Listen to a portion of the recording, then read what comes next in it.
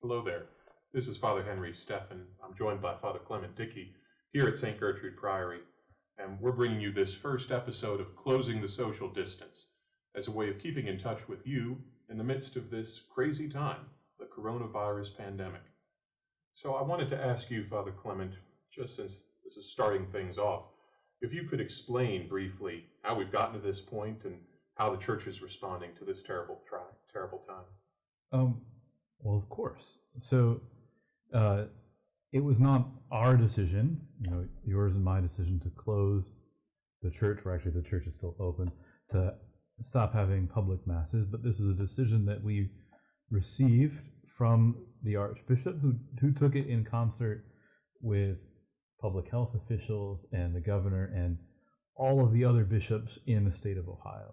And it's really shocking that they would do this, and it's something that we tried to avoid when it was our call. The Sunday Mass Marathon. The Sunday Mass Marathon. We were told that we may celebrate the regular schedule as of last Friday, and we said, okay, we get the idea of social distance, of creating social distance. And so we'll have more masses and have them be quick, so that way that people can sit far apart in the church. But I guess it turned out guidance over the weekend shifted as to how big a celebration can be before the risk of transmission of this virus goes a bit too high. And when they realized how radically difficult it's going to be to contain the spread, that's when the bishops made this difficult decision to have no public masses. And I'm glad that I didn't have to decide it, but it's not something that I'm protesting. I don't know what your take is on it. It's a painful thing, and to be honest with you, I never really thought I would see the day where it happened. And yet, I understand the prudence behind the decision.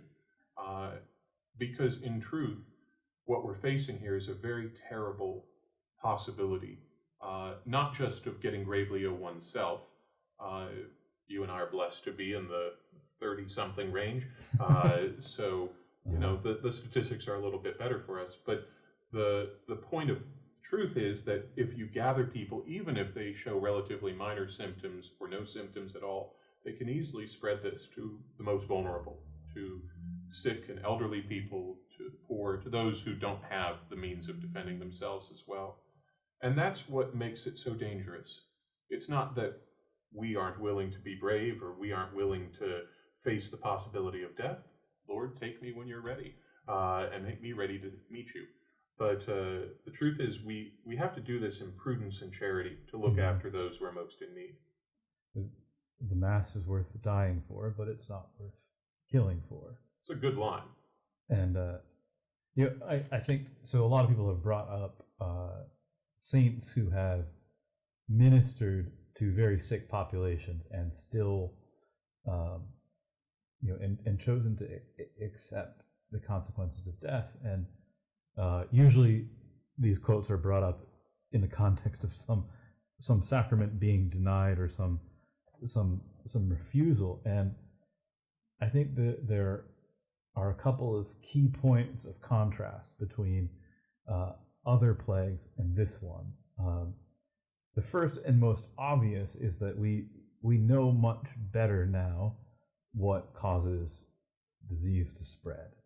And so that we know the dangers involved in these situations, and that the danger is not just to the person who goes into the situation, not just to the person who goes in there to minister, but to everyone else who they come into contact. Ironically, I think it would be easier if we were dealing with a disease that killed rather quickly and devastatingly. Like, it would be easier to say, okay, I'm going to go administer to people here. But this one,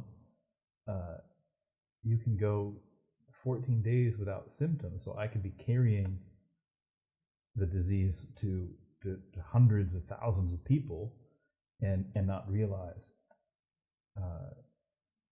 that I have it. I think it's fair to say among the friars here that our biggest fear is being an unwitting super spreader.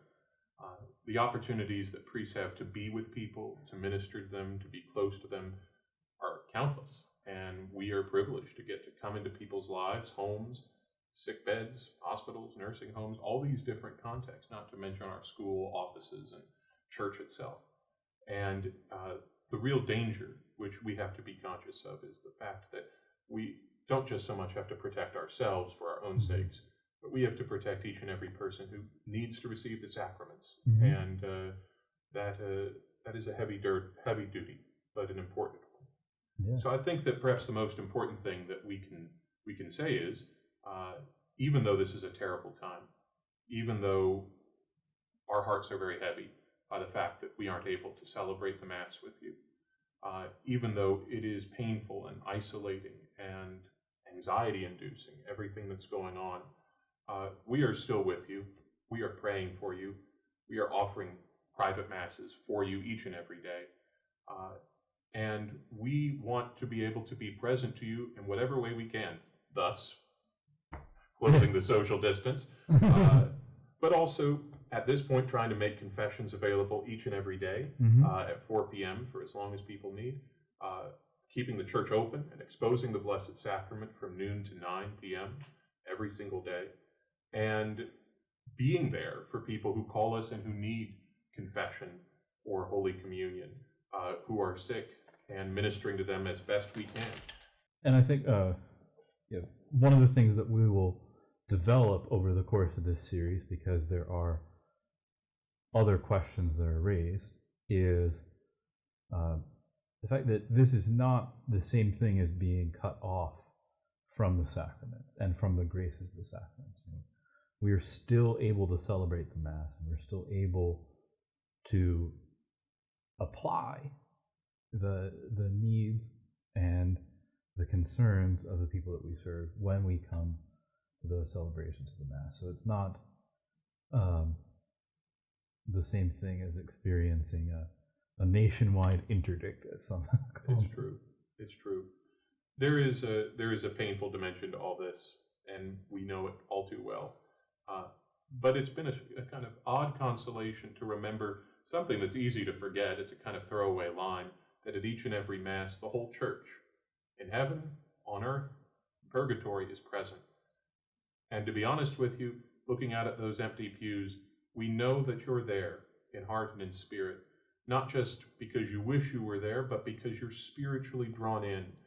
Because each and every Mass is a representation of Christ's sacrifice. Each and every Mass is that reenactment of the Son offering this perfect sacrifice of love to the Father, which embraces each and every one of us. So, in the end, it's a painful time, and it's a bizarre time. Yep. And we are just beginning this process of trying to help ramp up our production, to bring you preaching and discussions and content so you can still feel connected to our parish and to the faith. But in the end, we're striving to be like the saint who is being celebrated today, St. Joseph, who was a wise and prudent steward, who took difficult but necessary steps to protect the Holy Family, even going into exile. And it may feel to you like you're in a kind of exile right now. Heck, we're still here, and we sometimes feel like we're in exile. Yeah. But as the Lord constantly is speaking to the psalmist, there's this sense of his comfort and his presence and his drawing us back, even when we hang up our hearts and weep. So God bless you all, and I hope that this whole series of conversations ends up serving to connect us with you, even when we can't be in close enough contact. Be sure to keep opening your emails from Flocknote from St. Gertrude's. Check out the website, stgertrude.org, not only for updates about the status of things here at the parish, but also to get all this content, as well as many other things which we're getting ready to share with you. Be sure to call us if you need something, even if it's just to talk. The priest here would be honored to be able to be with you in whatever way we can. And most of all, let's pray for each other, and we'll look forward to being able to pray all together soon enough.